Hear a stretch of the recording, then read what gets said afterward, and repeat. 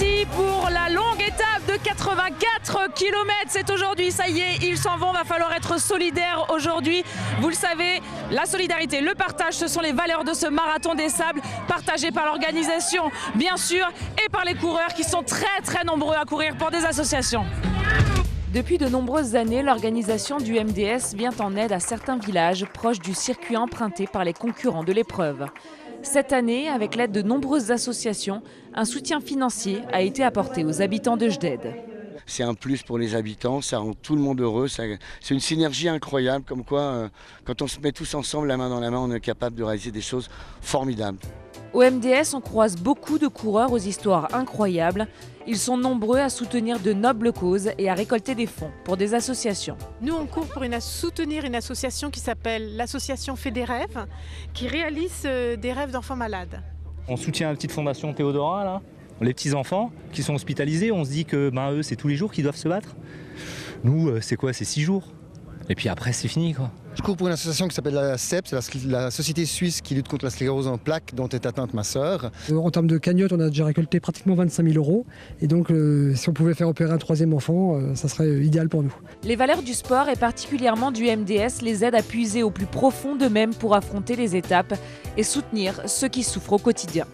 Combattre une maladie par l'effort, puisqu'ils font l'effort dans leur vie contre cette maladie. Donc je pense que le lien avec le sport, il est parfaitement trouvé. Même si on souffre, on se dit comment on a la chance d'être là et on a la chance de pouvoir le faire. Et pour eux, ça nous donne un peu d'énergie.